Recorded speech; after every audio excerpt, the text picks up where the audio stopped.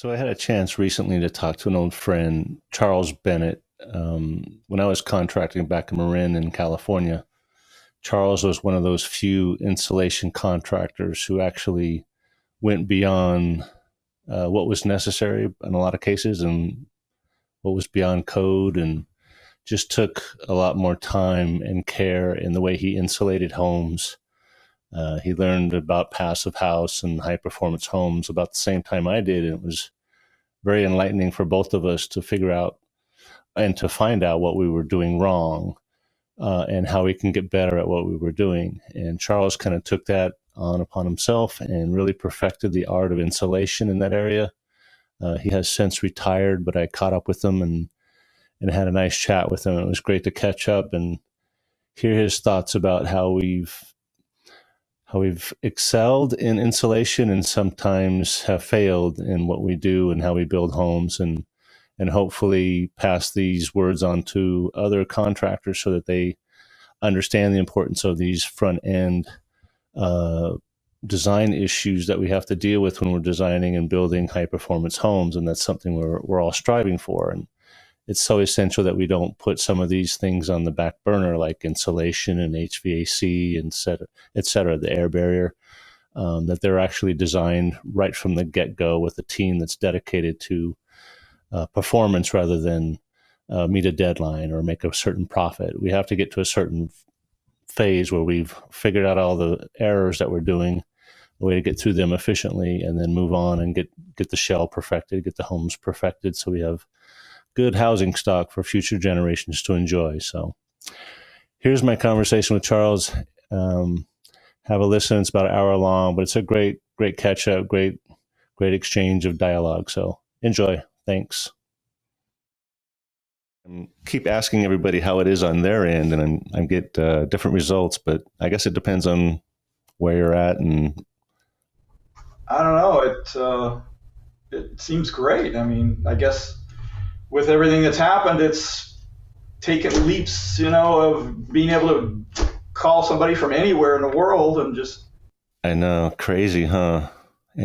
Remember the days when we used to have to dial a phone and all that good stuff? It's like they don't believe us. I still have a few of those.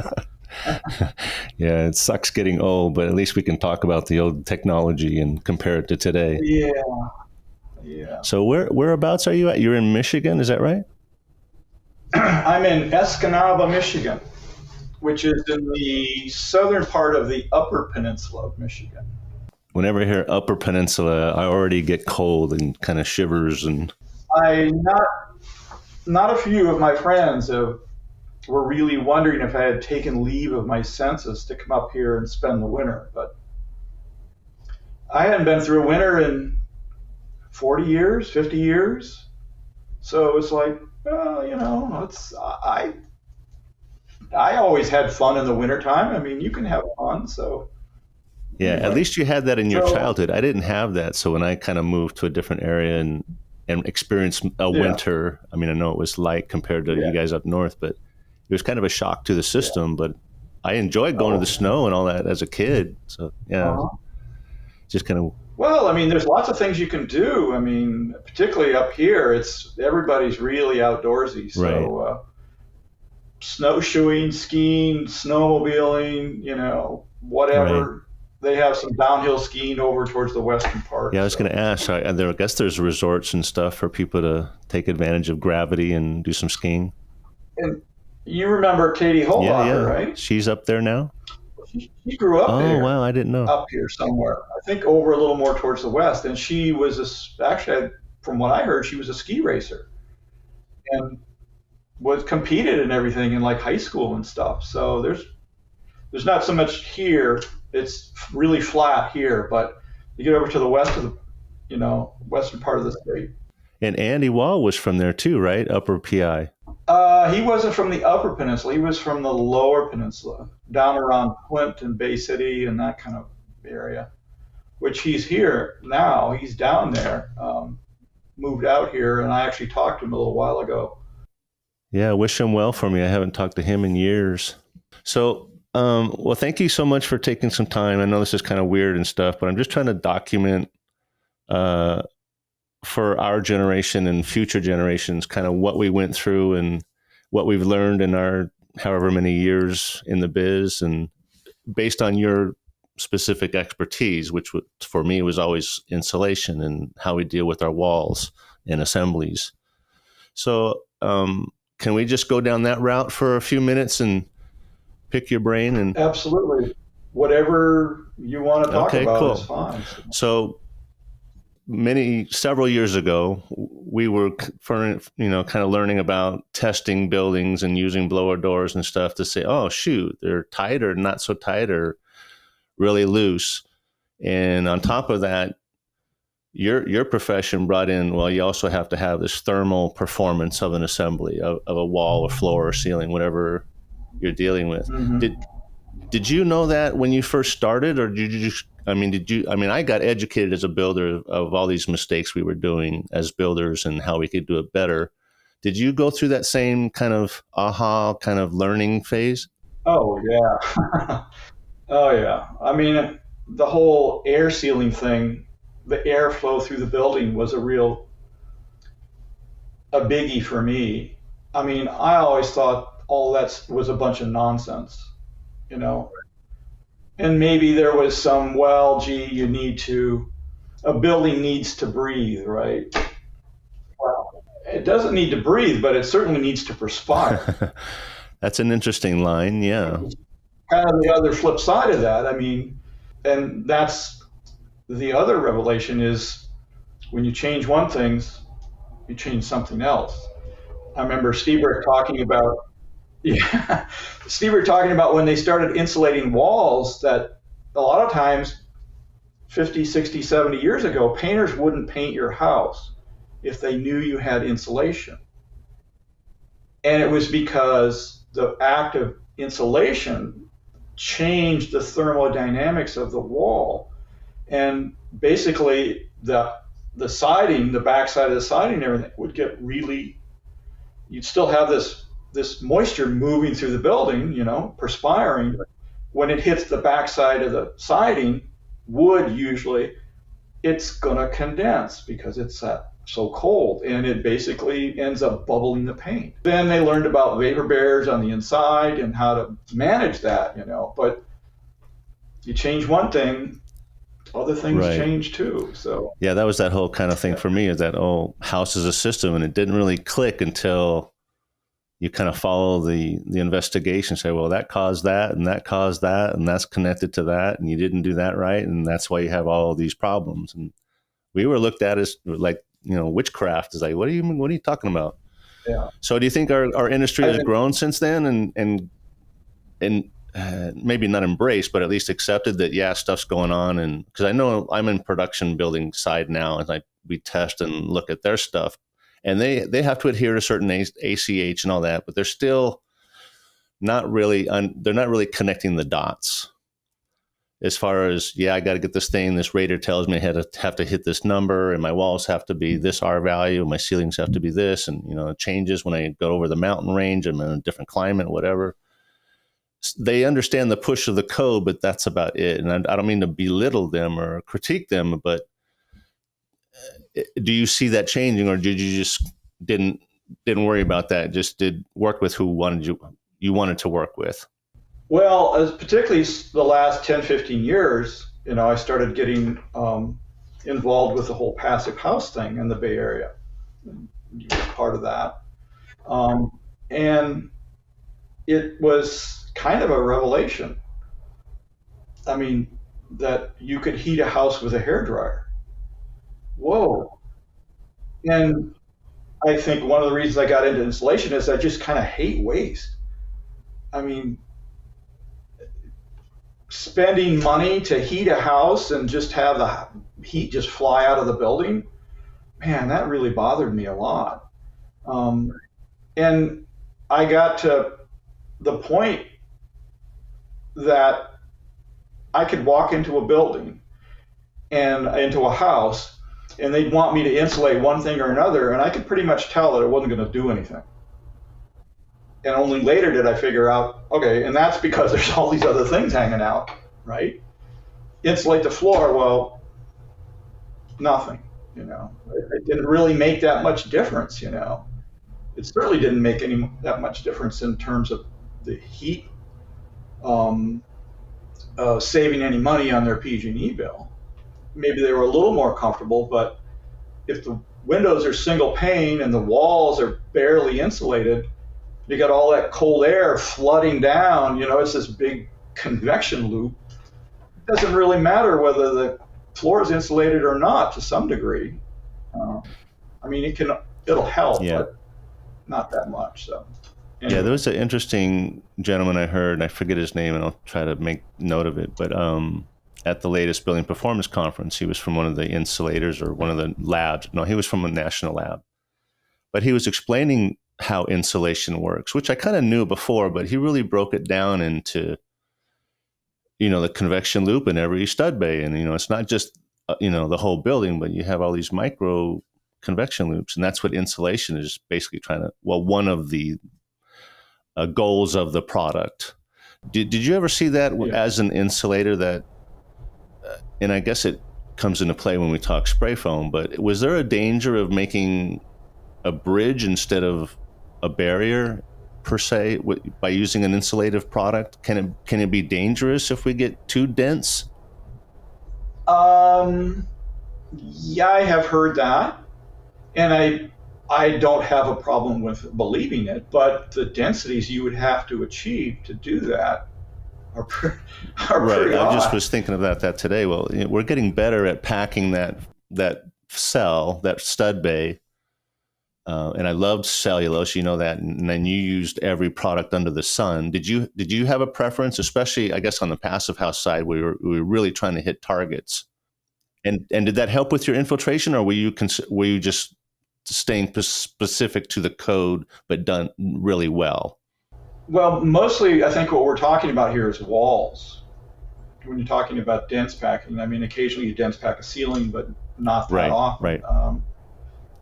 But walls are the weak point, really, for most houses. That's really where you're going to have. If you can make a big difference on the walls, you've really made everything else is relatively easy. I have seen, in fact, you can find insulation curves, density versus R value curves, charts, graphs, and up to about 3.5 pounds per cubic foot for cellulose. And beyond that, you get to 4, and it starts to come down, but it starts to come down really gradually. It's not like it just drops off a cliff. I don't know if I've seen the same thing I'm sure I must have with fiberglass, which also works pretty well, and actually at a much lower density. Fiberglass can actually do a better job of air sealing that wall. You'll get less air movement through it. Oh, interesting. I always thought it was the cellulose that was the better retarder. Yeah, me too. And so you've learned that over the years that, yes, indeed, it was because we used that over that, or this product worked well. This whole thing about building science is so fascinating. And once I started getting into it, I just love reading about it. And, Steve Brick and the Building Science Corporation, I think, is one of the most amazing gifts to the American, industry, anybody that can think of. But you start digging around and you find all kinds of stuff it's just fascinating. These charts and stuff, letters from Certainty that say that if you dense pack to something in an unvented ceiling cavity, a cathedral ceiling, that you don't need venting, or you don't need exterior insulation. In the Bay Area, for instance, in milder climates, even I know Building Science Corporation has been doing some research, and that's been going on for a while, about dense packing ceiling cavities with cellulose, particularly cellulose, and that it actually works out, much to their amazement. The cellulose packing versus something else. Yeah, I remember they were always cutting up on a roof of a big gymnasium or something that was sweating and finding the. Yeah, well, I mean, the conventional wisdom is you can't do that because it's going to get waterlogged up there over a period of a winter, and it's going to ruin your roof. Well, they did testing, and they dense packed it well, and then they went in there the next summer, and it was fine. And they're scratching their heads going, what the hell is this? What's going on here? But particularly with cellulose, and cellulose in this respect is a very interesting material. It's hydrophilic, which is, it has an affinity for water.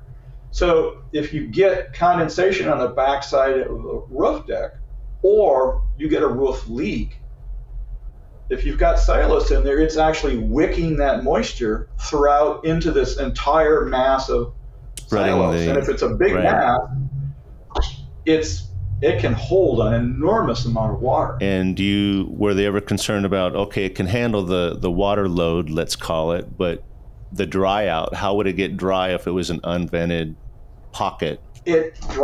Summer comes along, just heats it up, and just the roof heats up. I think it just pushes it right out to the interior. Maybe it comes up through the shingles somehow, some way. I don't know. I wouldn't be surprised if there was a little bit of heat or moisture that transferred out of the building that way. But it just cooked it right out again. So, when you were doing the passive house stuff, would they switch from cellulose to fiberglass, or it just depended upon the team you were on at the time, or what was the product of choice? Almost all cellulose. Yeah. Almost all cellulose. Gotcha. I don't remember ever doing any kind of a passive house, at least walls and ceiling, with anything other than cellulose. Do you think they could have achieved their number had they gone fiber? I'm just curious. I'm not preferring one or the other. Sure. Well, loose fill fiberglass, yes. Interesting. Fiberglass bats. No. Right. I'm talking something that's blown in or behind a netting or a web. Yeah. You do read about passive houses that use bats. Really? But I mean, the last five years or so that I was in business, I could count on the fingers of one hand the times that I used bats in a building. Because walls and ceilings, floors, it's not so critical under floors, but boy, I just didn't really do anything else except dense pack. And I kind of got known for that anyway, but I basically berated all the contractors that I worked with for so long that they finally gave up and said, okay, fine, do it the way you want to do it, which is music to my ears. And that's why you became everybody's favorite, because it's like, finally we found one that doesn't believe what all the other guys believe.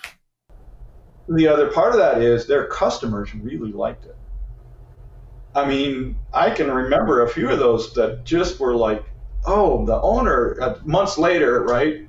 The owner just was like, oh, she really asked me to tell you that, wow, she really likes it. I mean, it's cool in the summer, it's warm in the winter, it feels solid, it's not all echoey, and boy, they really liked it. Yeah, that was always the challenge of selling what we sold, right? If we could send them in time a year and say, here's what you're going to feel like if you let us do this X, Y, Z. And you could never sell that. They always wanted to see it in their own eyes, or touch it, feel it, smell it. So it was a really hard sell, selling the invisible. I mean, I'm glad some guys are doing it, but it was tricky. But you're right. I mean, as soon as you were in those environments, it's like, oh, night and day. Well, which brings us around to the subject of contractors. General contractors. Please. Right? Which I actually have a general's license, but I never really used it. I have to be a little careful when I criticize them, because it's not like they don't have enough on their plate already.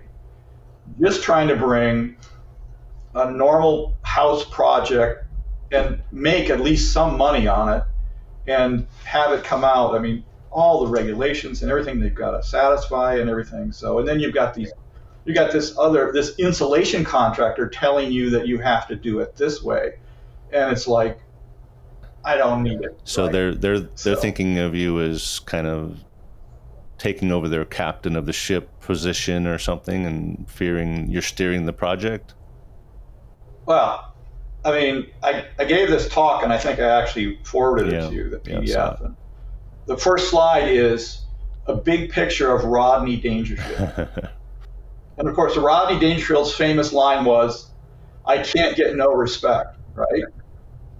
And that's exactly the way it is with insulation. It's an afterthought.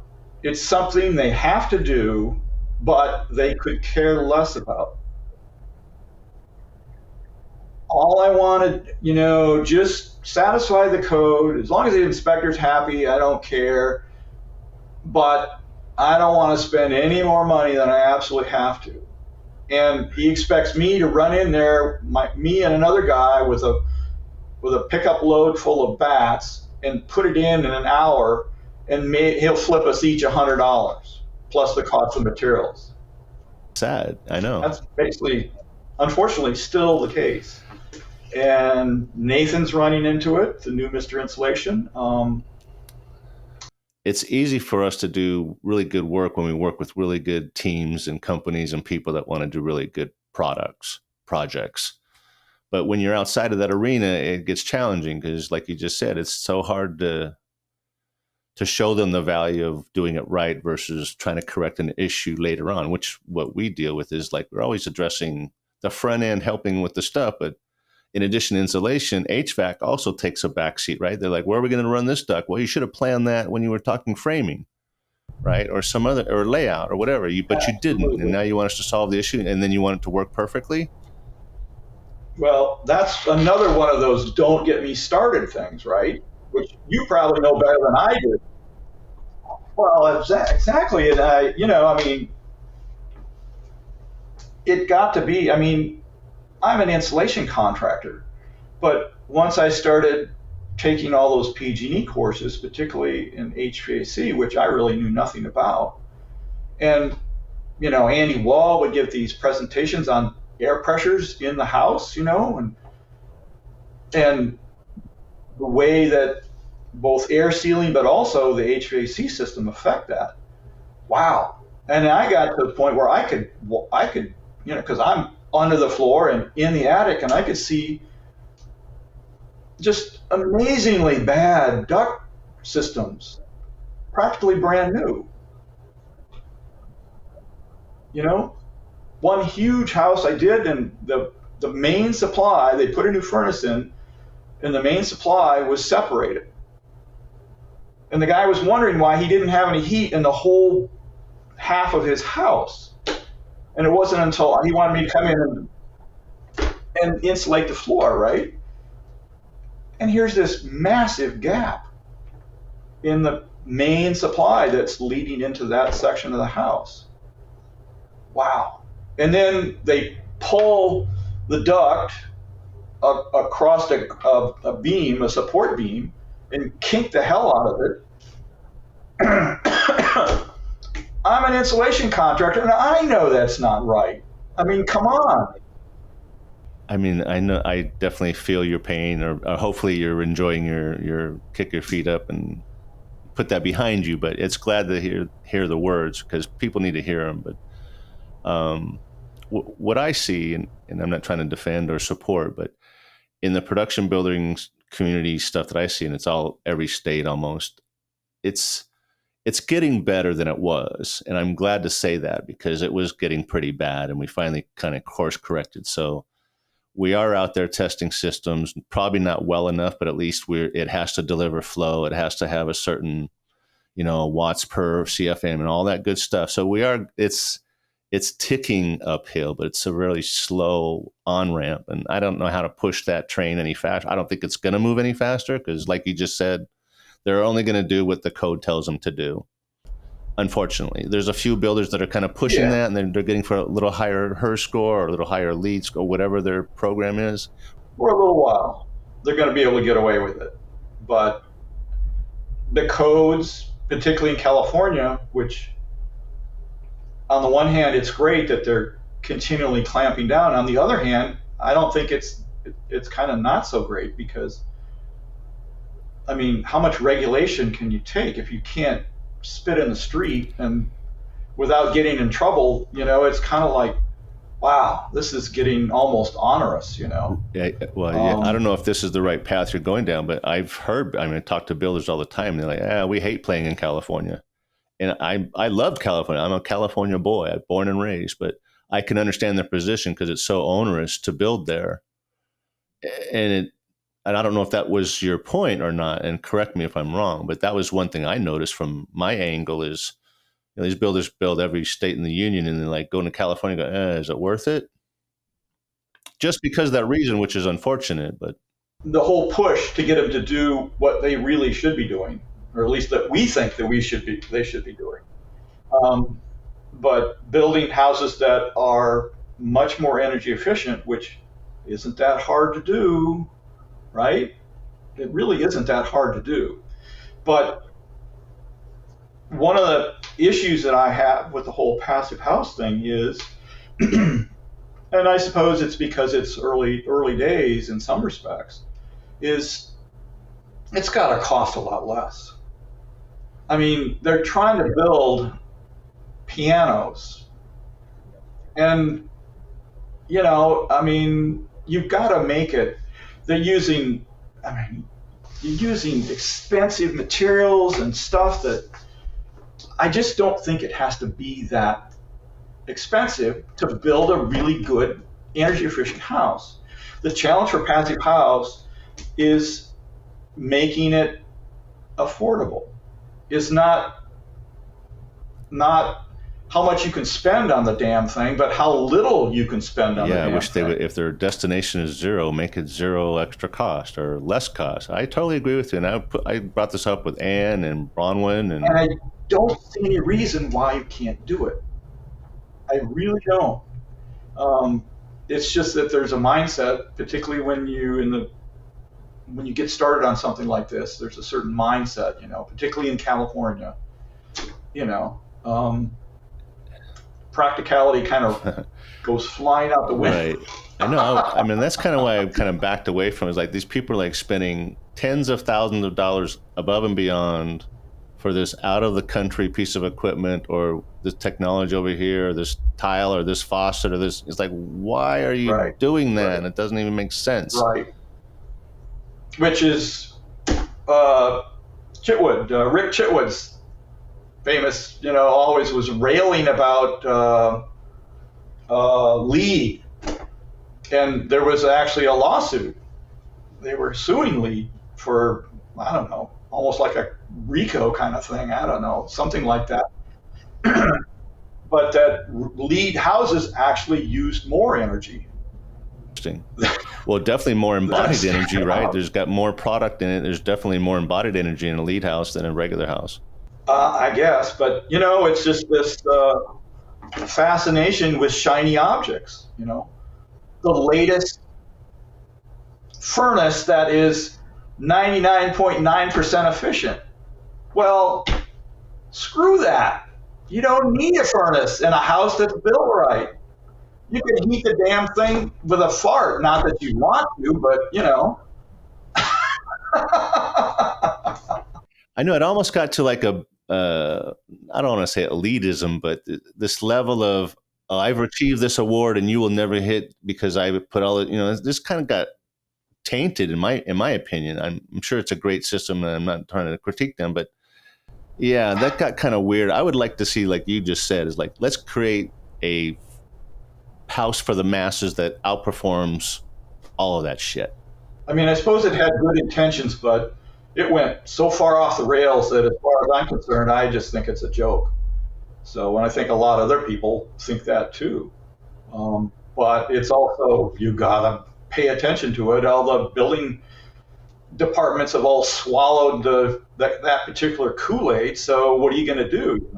It's such a delicate dance, but all you got to do is build a better box. Yeah, and that's why, from what I've heard, is that if you say, well, I'm going to build a passive house, some jurisdictions are actually recognizing that, oh, okay, here's your permit. Oh, interesting. Well, why do you? Is that a good thing or a bad thing? Well, that's a good thing. Bypassing all this little stuff that you gotta do with this and that. And and lead and everything. But if you tell them, well, I'm going to build a passive house, a certified passive house, they say, yeah, okay, because it's very well known. There's no doubt about what a passive house is, right? And there's a level of verification and oversight, right? I mean, kind of, sort. I don't know what it is more today. tested than any building you could build, and it's so well thought out, and it's the standards are so much higher than anything else that gets built these right. days. Not just are they concerned about the health and safety of a building official's inspection? Or are they just saying, take it away, go for it? I think that's part of it. I think a passive house is probably one of the safest buildings you could live in. Certainly one of the most comfortable from what I've heard. So anyway, we were talking about codes and what's pushing things forward. Yeah. And I was amazed to hear you just say that you were kind of, even on the passive, were you having these challenges on the passive house product, or just Joe Schmo, I need insulation and here's what I'm going to buy from you? I guess you had more luck working on passive house projects, doing it your way and the way that you preferred to do it. Well, there were very few. A lot of guys were building, Terry Norby, guys like that were building houses that were pretty close to passive house. They didn't certify them because they didn't want to have to go through all the rigmarole that entailed. But there is hope, and it's starting to become known in the literature. You've got Journal of Light Construction, which has almost every issue has something having to deal with high performance housing and energy efficiency. You have guys like Matt Reisinger, who on YouTube, who has this build show thing that he's been doing for about 10 years. And you can see this steady evolution where he's talking about how to insulate on the exterior of a building with rock wool, right? Comfort board and stuff. And he's actually, a lot of his projects are that. And he's visiting projects in all over the country, right, and making YouTube videos about it. So they can't ignore us much longer. I've seen them too. Well, different places. It would be, it would be nice that it didn't have to be just the codes were pushing this. That people were also somehow getting interested in, oh yeah, that sounds really great. I'd like a house like that. Can you build me one? That's now you're getting into the custom end of it, which is going to be a little tougher to do. But you talk to some of the contractors that have gotten involved with this and built something, and something happens to them. They really like it. Yeah, the contractors. I mean, they have all of a sudden drank that particular Kool-Aid, and they never go back. Yeah, they can't not see it.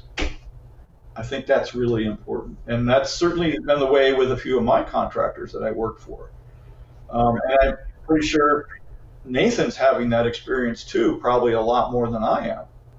I also see the other side of that, which is the same old nonsense.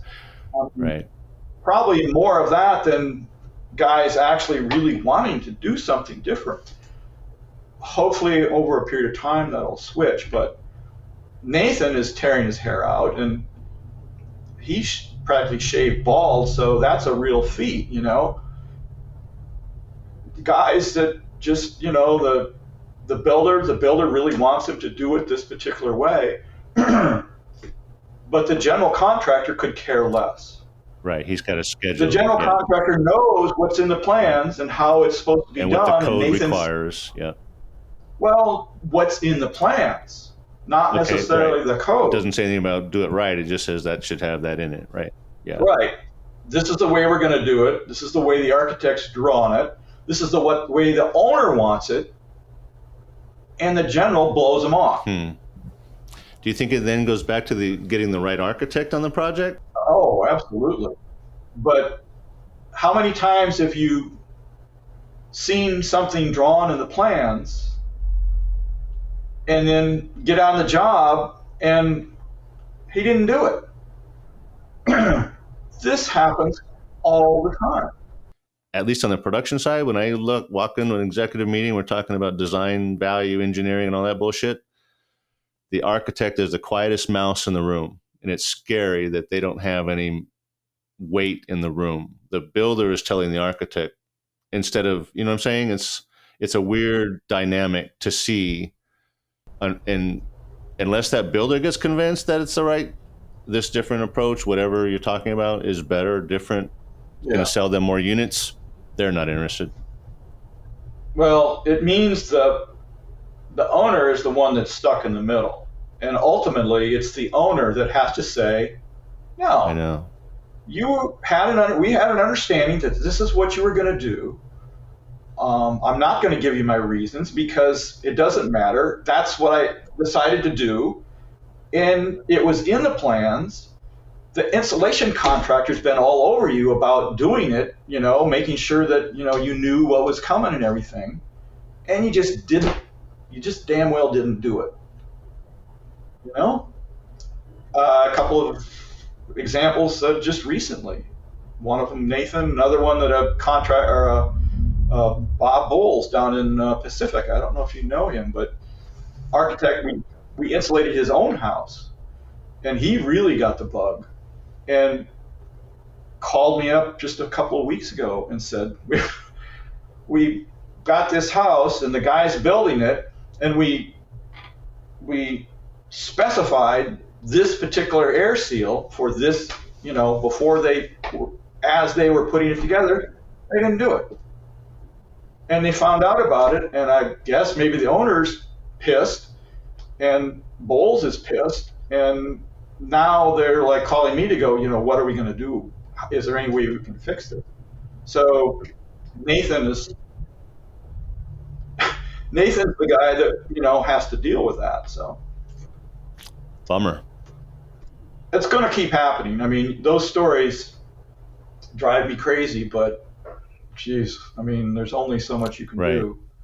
You can't let it drive you, too crazy. Yeah, I hope he hangs in there. And I go out and have a nice long lunch and an espresso, and that usually helps a lot. So. Good. Little pat on the back. So it says, can we circle back to I guess maybe it's happening more in California, but I'm seeing in other states too, of conditioned attics and what they're getting away with and not getting away with when they say it's conditioned attic. And they are moving, at least some builders, their insulation, their thermal boundary to the bottom of the roof deck. But they're still venting it. They're still venting that attic space with whatever kind of venting system you want to mention. But even though they're conditioning the attic. Even though and they call it a hybrid, right, at least in California. And it doesn't, from a building science perspective, it makes no sense to me. And I don't even understand, A, how did the builder get convinced that was a good idea? And, B, how did the commission approve it? But it's just, I would just want to make sure I wasn't missing something that's better than the other version, which was whatever. So what if the equipment's in a 120-degree attic, as long as the ductwork gets down and delivered well and blah, blah, blah, and have the thermal boundary at the attic plane instead of the roof deck. But yeah, I'm seeing, why do you have a vent there? I thought this was a closed out. Oh yeah, it's right here. It's in the code. Hybrid. It's like, what the hell is going on? It's that clash between the old and the new. I guess it's like compromise. It's like, yeah, but dude, you're like now 2 + 2 does not. And at a certain point, they're going to get it, right? Yeah. So frustrating. And now other states are going to follow suit because they can't sell the whole package, so they'll sell the half-ass package and call it good. Yeah, well, there are in the code now, and it wasn't true up until about 10 years ago. You probably know more about this than I do. In the code now, they're very specific about how do you insulate an unvented rafter space, right? Cathedral ceiling, maybe, whatever you want to call it, to avoid condensation issues, right? That's the main thing, is the condensation that you have to worry about, the whole moisture issue. And they're very specific about it now. It's in all the codes. So there's no doubt about it. It's just that most building departments don't have any experience with it. Is there thinking then perhaps, yeah, this is great new technology, but I'm still worried about the condensation issue. Therefore, I need to introduce ventilation somehow to get rid of that issue so I don't have to worry about it? Well, it's about with any building department, that's a bureaucracy. Yeah, true. They have rules that they've got to follow, and they don't have a lot of wiggle room. They have to follow the rules, and to some degree, even though there may be something in the code about advanced framing, for instance, try and get an advanced framing project through a building department. It'll basically, their heads explode. Same thing with, putting insulation at the rafter line and having a conditioned attic. Yeah, there's a few builders that they're going full bore that method, and they're running with it. Other builders too, they want to do spray foam, but then they're worried about what happens behind the spray foam at the roof deck. With good reason. Sure, but someone's got to okay, just pause, just design it well. It'll never hit dew point. Just put another outside layer, do something so they alleviate that issue, and then go forward. Yeah, there's certainly things you can do, but it certainly is. It takes a little more thought to think out how you're going to do it, and it's probably definitely more expensive if you're going to insulate at the rafter line. Right, I agree with you, and I don't know if you could talk to this, but Bronwyn brought it up that we were talking about if a little bit more time was devoted to the front end planning and design of things, you could spend less time building it. So the line of production it's the same distance, and I was saying, yeah, that's great, but convince them to stay in the conference room another week, which is what Passive House is all exactly. about. And I think that's the dynamic shift. It's not so much, it is too, but product and methodology, but also just how we build, what that process looks like, and how much time we devote to each phase of the process. There's a young man that I know that building his first house, and really early when he told me this, I said, well, if you want to really make this something really good, let's talk about it. Let's talk about it before you get all these plans drawn, right? I kept after him about it. I have to be a little bit careful because I'm sort of related to him. Didn't happen. Architect gets all the plans drawn, and I don't think the architect is a big firm in San Francisco. I don't think he'd ever build anything close to that. Completely unfamiliar with the whole principles, right? So here we are, plans are all drawn, and all of a sudden they're going, oh, how are we supposed to do this? And I basically tear them a new one, right? Go back in time and do it right. Yeah, exactly. I know, it's so frustrating. I go this. And then at the end, I couldn't help it. I said, I've been wanting to have this conversation for like 6 months. Now we got to have it, which this should have happened 6 months ago. Now, it changes stuff. The architect's got to go back and redo a whole bunch of stuff, which is a waste of time. And well, we just keep voicing our scratchy opinions, and hopefully someday somebody will listen and say, oh yeah, maybe that was a good idea. Well, luckily Katie Holbacher was involved in it. And Katie's an engineer. Her shop is really involved in that stuff, and she carries some weight. Listening to some bozo insulation contractor that calls himself Mr. Insulation is not something that most architects are going to take very seriously, right? Good for her. So Katie knows. I mean, she's done all that stuff. Yeah. So, well, we got to keep at it, and I don't know about you, but whenever I get a chance, I let my opinion loose. I don't give a shit anymore what people think. but You they got to know, know, and they're not going to hear it otherwise. I've been thinking about building or buying a house up here.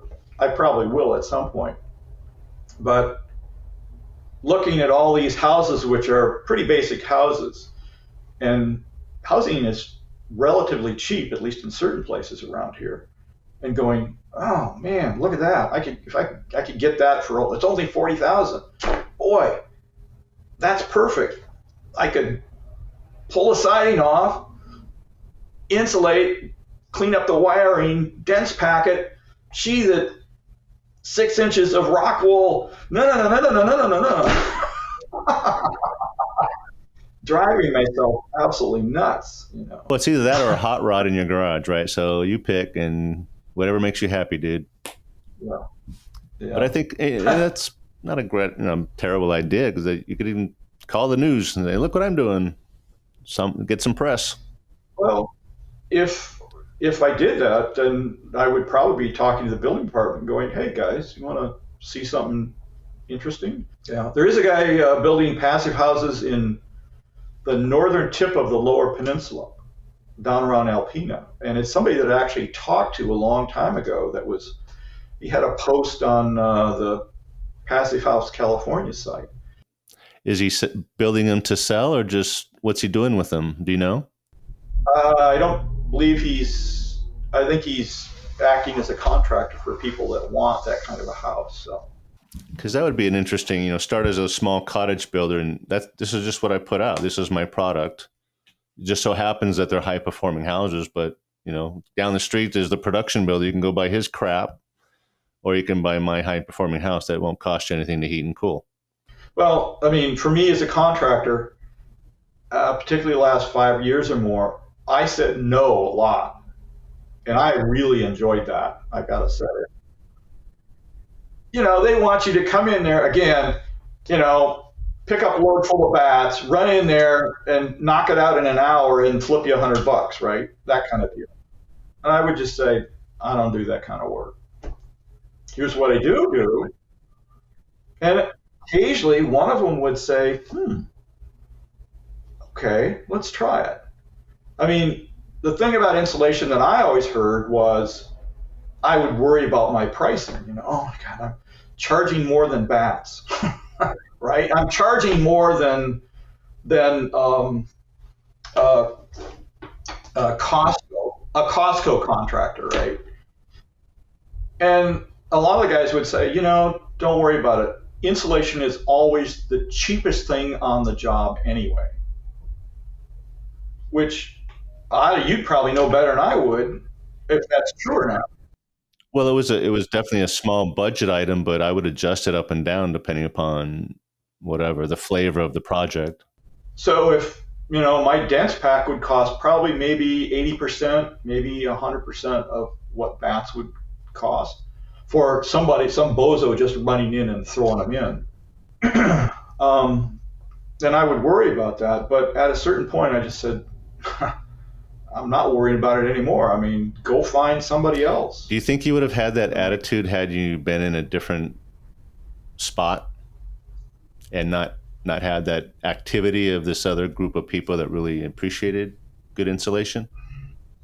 That's a good question. I don't know. That's a tough one. You coulda, woulda, shoulda, right? That is a tough one. But I just go back to my experience of walking into some houses and just knowing I really wasn't going to be able to make much of a difference because there was just something else bigger going on with this house than this little me insulating the attic.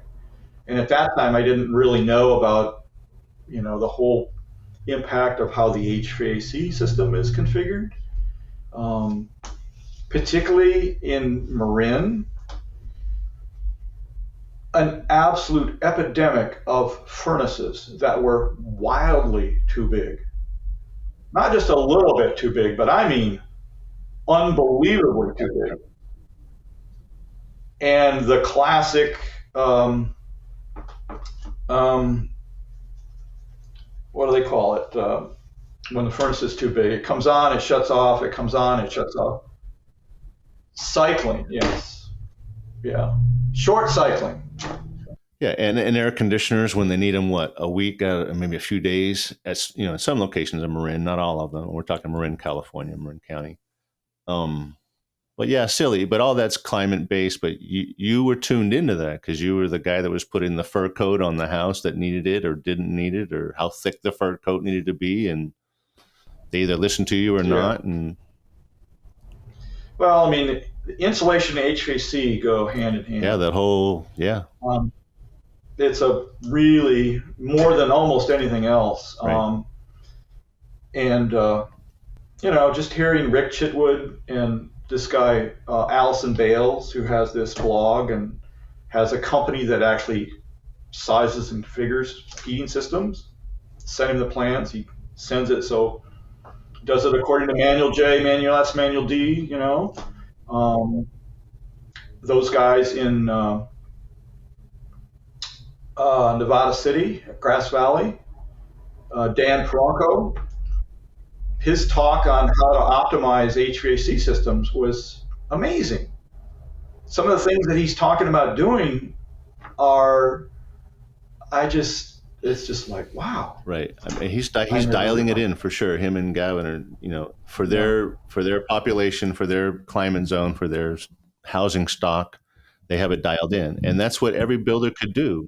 And I did some of that with, before I sold my house, I put in a new heating system. And I made sure I didn't, I actually got a 40/60, right? 40 being the lowest you could probably get for a whole house system. And I made sure, damn sure it was running only at 40. And I had the ducts. I said, I want big ducts. I want R8 insulation. And I want it to pass, the 6%. Well, we hit 8%. But there were a couple of things that I made my own cold air return, which I was extremely proud of. But we used the existing boots and stuff. So okay, 8% is pretty damn good. But you know, if a furnace is configured properly, it should run almost continuously on the coldest day of the year. That's what I've been told. It makes a lot of sense. Me too. Same classroom we were sitting in. Yeah, I heard those stories too, and I totally agree. I get with my gal now and say, hey, Yeah. it needs to run all day. If it's running all day, that's a good thing. Don't But worry about it. totally I counterintuitive know too. that's what we do. Well, so is destination zero, right? It's like, why would you head towards zero? It doesn't Yeah. even make sense mentally. I mean, you tell a customer that, and they're like, really? But once you explain why this running and running and cycling and cycling and running, Rick Chitwood on that Yeah, house up yeah. north, His was a red, duplex or triplex. Yeah, yeah, and bad insulation, perfectly sized system. He controlled all the fenestration. I mean, all of that yep, was yep. smart framing. So he was on 24 on center. So, but he dialed it in and he got the perfect. Well, the one that I heard about that he talked about a lot was and used in his presentations was one that he said he told the builder, look, you let me do the insulation and configure the heating system and install it, and you can do everything else, and I will guarantee the heating bill. And apparently, he pulled it off. Yeah, definitely. I So, mean, we're considering that now too. But I told the execs is like you cannot make that promise unless you do control the insulation, you do control the shell, you do control the window selection, you do control the mechanical design, and then yeah. maybe you can promise an energy bill guarantee. But until then, What was it? It was some ridiculous amount per year, like yeah, $200 in for his an bill, yeah, really seriously Central Valley right, climate. right. And But he it's pulled it off, yeah, 110 in the right. summertime. He probably locked the thermostat so they So, couldn't play with it, and but yeah, no, wow. I worship Rick. I would haul his equipment anywhere, anytime. I just loved hearing his stories and his words, and Hmm. I just Yeah. want to carry that torch along if I can. I hope you do too, and share your stuff sometimes and write it down and take pictures and let me know when you're doing something. I'll come up and shoot some pictures or something. I'd love to hear your stuff, and definitely if you start doing a house, and that would be interesting to kind of the project we did in Marin. Remember the Point Reyes project where we lifted the house, or Terry lifted the house? But it was so fun to see you guys. Just every time I drove on that job site, you guys were almost giddy, and it was so fun to see. It was like, holy shit, these guys are having a good time working. Yeah. And it was just that first Blue House was a real eye opener, I think, for everybody. Yeah, doing the whole underbelly and getting the numbers we got to, and kudos to you guys. You did a great job. That was definitely a fun project. So on the new part, we didn't I remember talking with Bill and Graham. Didn't we decide that we just do the shell and then do the interior walls after insulation was put in the walls? Does that practice continue, and do you see value in that methodology? I see value, but I think it's impractical. Double dipping on labor time. Well, yeah. Then you've got to somehow. You can't just frame the wall on the floor and tip it up, right? Oh, you mean the interior wall like you did before? The interior walls. Yeah, you can't really do that unless you were to frame it up, take the bottom plate off, and slip it in after the fact. Set the bottom. Well, it's interesting you say that, because I was seeing tip the whole wall up because you got to have that room to kind of right. Yeah, I was in don't mean to interrupt you, but I was in a new construction project in Nevada, I think we were, or somewhere where it was a basement where a lot of the houses are built with basements. And all the framing was held off the floor and some nails stuck through, and like, what the fuck's going on? And like, well, they're going to pour, they're going to do something to tie it in. And so it was something unusual I hadn't seen, but maybe you've touched on something of a design workaround where you could do that and it would be more practical. While the framer's there, he just frames up all the walls and stacks them in the corner. I don't know, but. Well, I think there's ways of doing it without going to that extreme. Chitwood would talk about on the exterior walls, he would hold the interior walls back just enough to slip the drywall behind it. The attic, if you're going to have an attic, that's probably easier to take care of. So I don't think you really need to drywall the entire ceiling and then put the interior walls in. You've got issues with support and everything, right? Especially if your boundaries on the roof deck versus the attic floor, right? Would that be your preference? Completely, if you had to go around the whole envelope, would you choose the roof deck or the attic plane? For your thermal boundary. For the thermal boundary. Well, I think the main issue there is air sealing, right? Well, and the holes, I guess, yeah. If you're going to put the HVAC in the attic, that's the other problem, obviously, outside the envelope, which impacts whether the HVAC guy is a knucklehead or not, and does a shitty job of configuring and sealing up the ducts. But I think you can do. I don't think you have to go to the extreme of putting the thermal boundary at the rafter line and have a conditioned attic.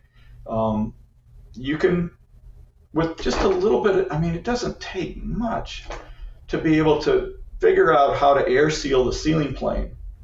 At least take it into account. Right.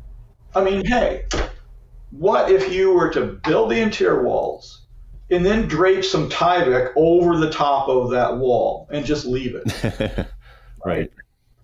Then you put your ceiling joists in, you frame the whole thing up, you do whatever you're going to do, you drill your holes, whatever, you put some foam in there or however you want to do it. Terry's got his own way of doing that, and then it comes time to drywall the ceiling. You just flip the Tyvek out and bring the drywall up and have some kind of a seal there. And how hard was that? I know we have to figure this out, because unless we can save them time and or money, or hopefully both, they're not going to change lanes. Well, I think little tricks like that, building is all about little tricks. Exactly. And that's a little trick that is dead easy to do. Even just putting a sealer, do the airtight drywall approach, which Stebrick has talked about, you know, how hard is that? They even make that foam stuff, that little sealer in a can that you put a bead of it and it dries and it doesn't harden, and you can actually slap it and maybe even push it a little bit and it won't impact it. That's going to make a pretty damn good building, right? And it doesn't. How hard is that?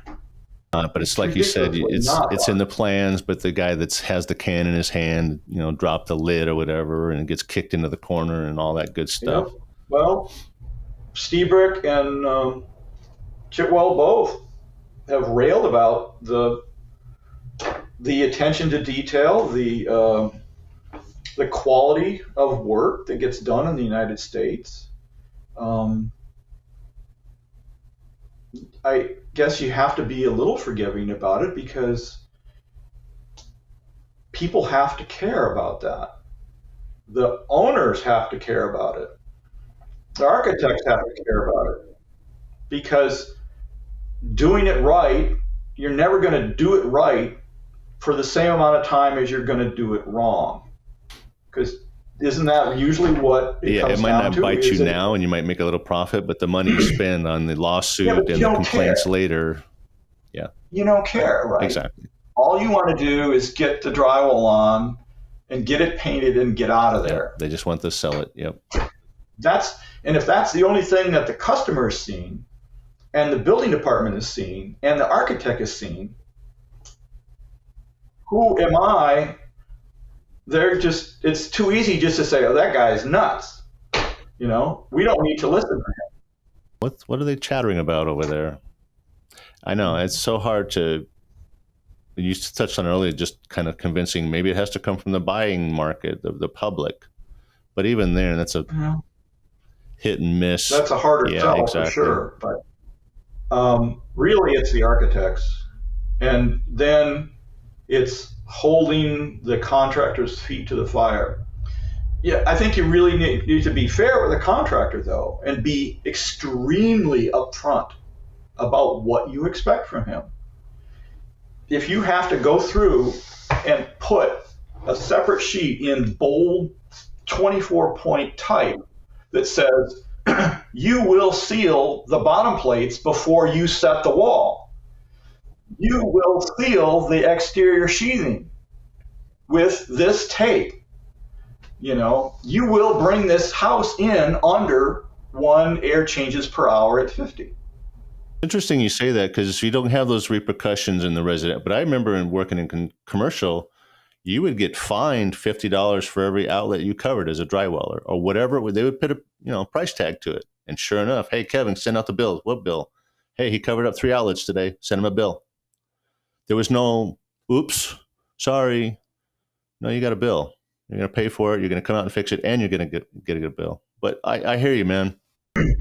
I think you have to be fair to the contractor, the general. He's got a lot on his plate, but if it's super clear that this is what he's not building his father's Oldsmobile here, that this is something different and that he's agreed to it, right? If he says, I agree, and he doesn't do it, that's one thing. And you're talking specifically about Mr. and Mrs. homeowner who are asking a contractor to build them a home versus the couple that walks down to the model community and buys a home from Mr. Builder.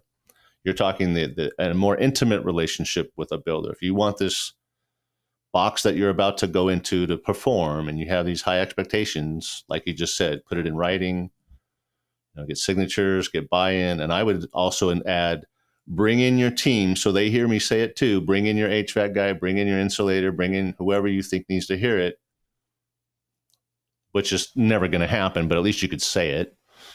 Well, yeah. And I railed about that a few times, Why the hell didn't you talk to me about this? We could have done this so much better at virtually no extra cost. But now, remember that famous project in San Francisco you probably heard about? Go ahead, fill us in. Tell us. Big house, big company, really fancy architect. Passive house. They're going to make a passive house. That's what they want. Certified passive house. So they get it all. They get it all done. I think they got it all done, and they brought in a guy to pressure test it to get their air loss number. Didn't pass, not even close. They didn't do any testing, air infiltration testing along the way. They just came in for the final. Oh boy, not good. So this is a multi-million-dollar project, Yeah, right. So they're all of a sudden they're frantic. They're calling Terry, they're calling Andy, and they go in and look at it, and Terry's saying, "Well, I can do some things, but really, you're screwed. You screwed the pooch, basically, as the old expression goes." I don't know what they were thinking, but they weren't thinking. Yeah, it's almost like the owners of these certified passive house products have to go through their own certification process just to make sure that they're aware of the challenges of what they're about to embark on. Yeah, and it is a challenge. Exactly, it's not easy. It will get better and easier as we go, but right now it's... If you've got somebody that's done it, right? Yeah, that's... all of a sudden it's not that difficult, right? You're taking the steps, you're doing it in order that needs to be done. Right. And you mentioned it, like creating the team. If that is indeed your target as a home builder, you're going to hire somebody, and you have these high expectations. Hire the guy who's done it before, or the gal, and that team. They have a track record. Don't hire Joe Schmo who says, "Oh yeah, I can do." How do you spell passive? Yeah, I could do that, no problem. Yeah, it's crazy. Or they think it's a passive solar house. I know. That's what I'm saying. It's like it's way over their head. Yeah. Well, as you say, I mean, to some degree, it's still early days, and it'll eventually... It's peeking in a few doorways. I've seen it pop up here and there as an option or an alternative route. So and like you just said, that'd be cool on that permit thing. If, hey, you're building passive, here you go, front of the line or whatever. Yeah, we'll see. Yeah, well, slowly. I hope so. I hope we'll see something before we depart. We've done our damage. All we can do now is reflect. The real challenge is the whole remodel market. I mean, obviously, we've got all these houses that are what they are, and that incredibly inefficient. And what are you going to do about that? That's where the real challenge is. At least if we're going to make any real dent in bringing down that 40% of energy spent in the United States is on heating and cooling houses, right? And crappy houses, right? I wouldn't say crappy, but just they didn't know. Back then they didn't. That wasn't really. You put a big furnace in, and Yeah, I remember handing my dad nails as he built houses, and there was no insulation in walls as when we were building houses as kids. That's just how you built. I moved to Marin, and one of the reasons I got into insulation is when I did get into insulation, it was like, holy moly. There isn't any here. There's no insulation. They built these houses without insulation. What's insulation? In fact, there was even an advertisement on YouTube or something. I think I found it. And they were extolling these new houses for sale in the 50s. And in California's mild climate, you don't even need insulation. That was the pitch. They put a big furnace in, gas. I mean, my first car, I think I got it in like 1970, 1969. Gasoline was 19 cents a gallon. Gas wars. What was natural gas? Did they even bother to charge for it, right?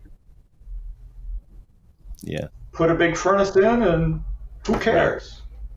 So, but here we are. So I know.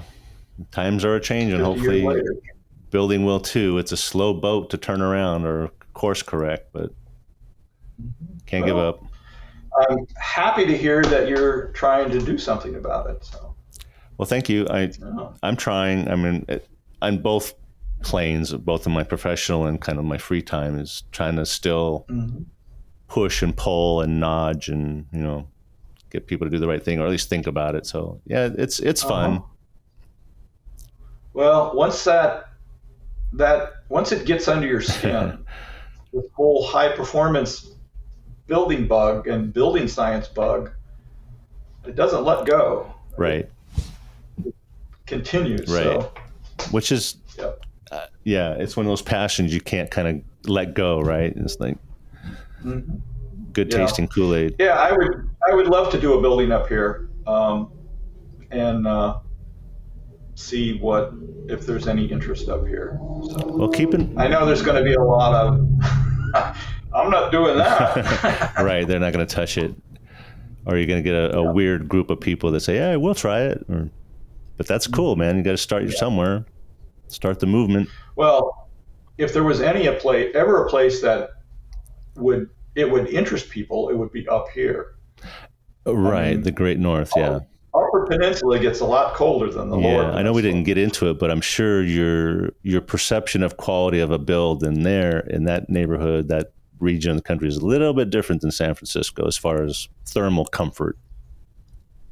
This is a very old town. Escanaba was a big part of the iron ore industry. Mining. Upper Peninsula is known for its iron and copper mining. Enormous amount of iron ore, mountains and mountains of iron ore came out of here in Marquette and up towards Hancock and Houghton. Also timber, a lot of timber came out of here. This is a huge shipping port, and all these buildings around here are like late 1800s. So there's a lot of really old buildings, and I think most of those buildings are so well built they'll never fall down unless somebody does something stupid. Which is why a lot of the buildings in San Francisco probably will stand forever, because, well, they're not insulated, but there's so much air movement going through those walls. I know. It was so fun to find perfectly nice redwood that was 100 years old, that's just well preserved, in these non-insulated walls. Yeah. The walls are uninsulated, and I would get called out to insulate the walls.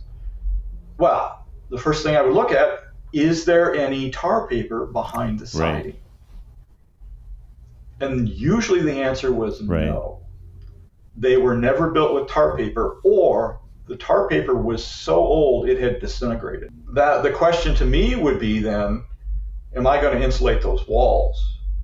And the answer was usually no, because if there's no water resistant barrier, which is not the siding, it's the tar paper under the siding, you're going to have a huge mess.